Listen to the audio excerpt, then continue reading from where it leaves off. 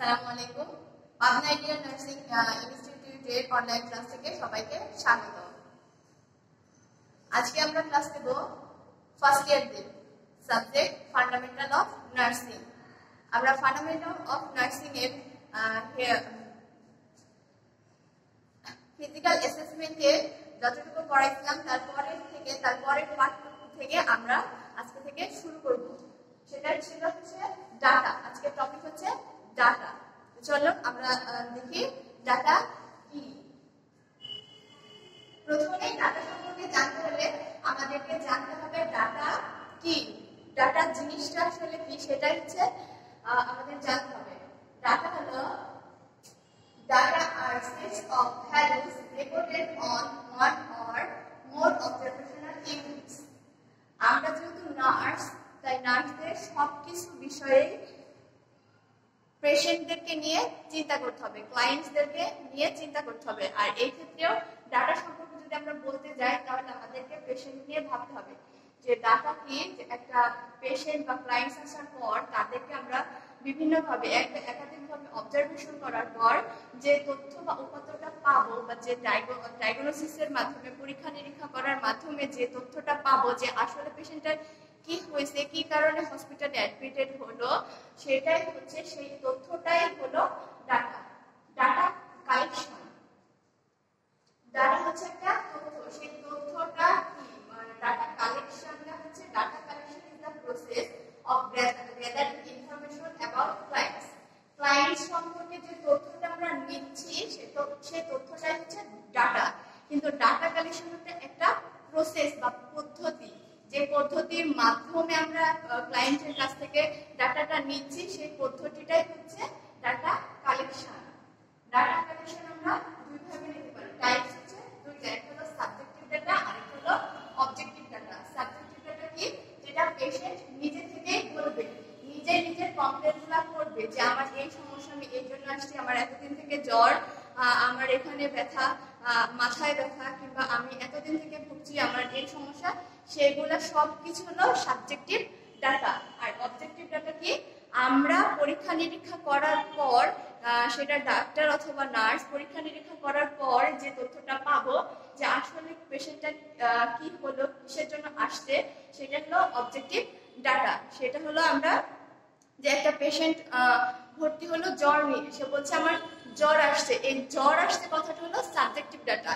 কিন্তু তার কিরকম জ্বর, হাই ফিভার, লো ফিভার, পাইরেক্সিয়া, হাইপাইরেক্সিয়া, এইটা যখন আমরা ডিক্লেয়ার করছি সেটাই হচ্ছে objective data. Data sources of data, data আমরা কোথা থেকে ডাটাগুলো পেতে পারি সেটা হলো সোর্সেস অফ ডাটা। ডাটার সোর্স দুইটা, প্রাইমারি সোর্স আর হলো সেকেন্ডারি সোর্স। প্রাইমারি সোর্স কি, অলওয়েজ পেশেন্টের কাছ থেকে যে সব ডাটাগুলো আমরা পাবো সেগুলো হলো প্রাইমারি সোর্স। সব সময় পেশেন্ট যেটা কমপ্লেইন করবে সেটা হলো প্রাইমারি সোর্সেস অফ ডাটা। আর সেকেন্ডারি কি, যে পেশেন্টের বা ক্লায়েন্টের বাসার লোকেরা বা তাদের আদার যে অ্যাটেন্ডেন্স আসবে তাদের কাছ থেকে যে ডাটাগুলো পাবো সেগুলো হলো সেকেন্ডারি ডাটা। অথবা মেডিকেল রেকর্ডস অফ হিস্ট্রি, যে তার একটা সমস্যা হতে পারে, তার আগে যে টেস্টগুলো আছে, তার হচ্ছে আগের হেলথ হিস্ট্রি, সেগুলো থেকে যে ডাটাগুলো পাবো সেটা secondary sources of data. Then results of diagnostic test. হসপিটালে আসার পর আমরা অবশ্যই ম্যাক্সিমাম পেশেন্টদেরকেই টেস্ট করতে দিই, সেগুলো হচ্ছে ডায়াগনস্টিক টেস্ট, এবং সেই টেস্টের যে রেজাল্ট থেকে যে ডাটাটা পাবো সেটা হলো সেকেন্ডারি সোর্সেস অফ ডাটা। তাহলে কি হলো ডাটা, ডাটা হচ্ছে একটা তথ্য যেটা আমরা পরীক্ষা নিরীক্ষা করার মাধ্যমে পাচ্ছি, সেটা হলো ডাটা। আর ডাটা হলো যে প্রসেসে, যে পদ্ধতির মাধ্যমে আমরা পেশেন্টের কাছ থেকে তথ্যটা নিচ্ছি সেই পদ্ধতিটা হলো ডাটা কালেকশন। ডাটা কালেকশন কয় প্রকার, দুই প্রকার, subjective data and objective data. Patient নিজে যেটা কমপ্লেইন করবে, নিজে থেকে যেটা দেখতে পাবো সেটা হচ্ছে সাবজেক্টিভ, এবং আমরা পরীক্ষা নিরীক্ষা করার পরে যে তথ্যটা পাবো সেটা হলো অবজেক্টিভ ডাটা। আর সোর্স হলো দুইটা, primary and secondary. Always patient যেটা বলবে সেটা হলো প্রাইমারি, এন্ড সেকেন্ডারি কি আদার্স পারসন, তাদের মেডিকেল হিস্ট্রি এন্ড ডায়াগনস্টিক টেস্টের যে রেজাল্ট, সেগুলো হচ্ছে সেকেন্ডারি সোর্সেস অফ ডাটা। হচ্ছে legal and ethical consideration should maintain during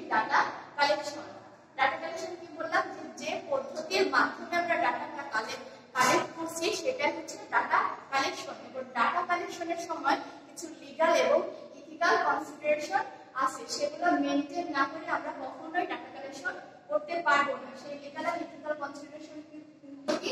একটা হচ্ছে প্রথম হচ্ছে privacy, confidentiality and informed consent.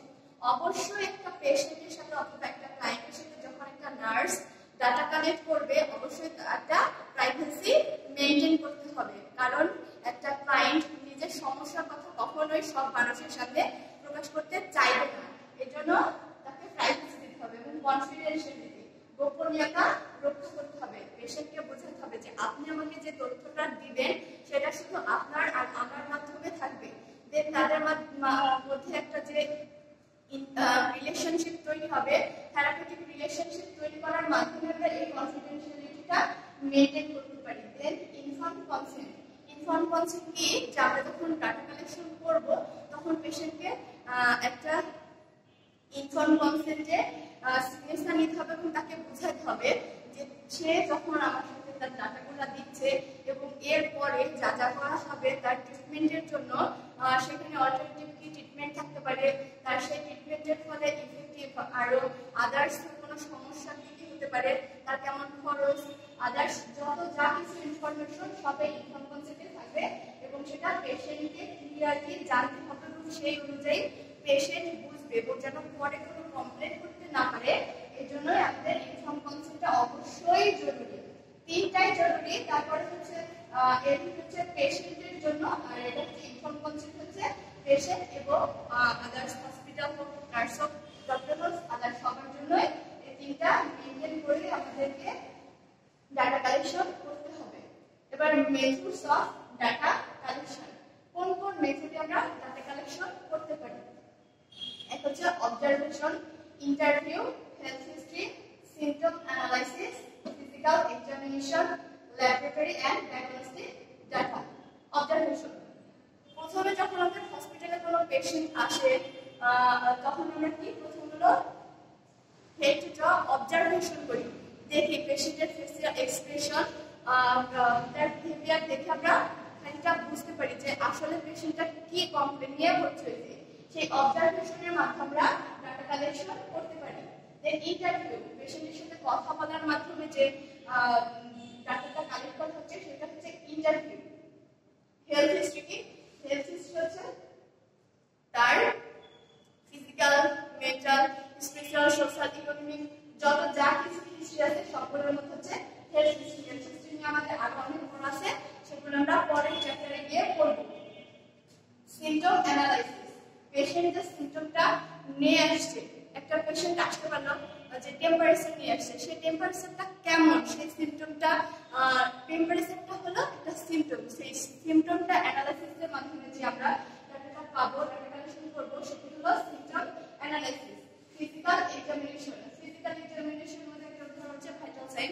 Vital sign দেখার মাধ্যমে আমরা তার পালস, বিপি, টেম্পারেচার, রেসপিরেশন যে তথ্যগুলো পাচ্ছি সেটা হলো ফিজিক্যাল এক্সামিনেশন। ফিজিক্যাল এক্সামিনেশন নিয়েও আমাদের আরো অনেক পড়াশোনা আছে, সেগুলো আমরা পরবর্তীতে জানতে পারবো।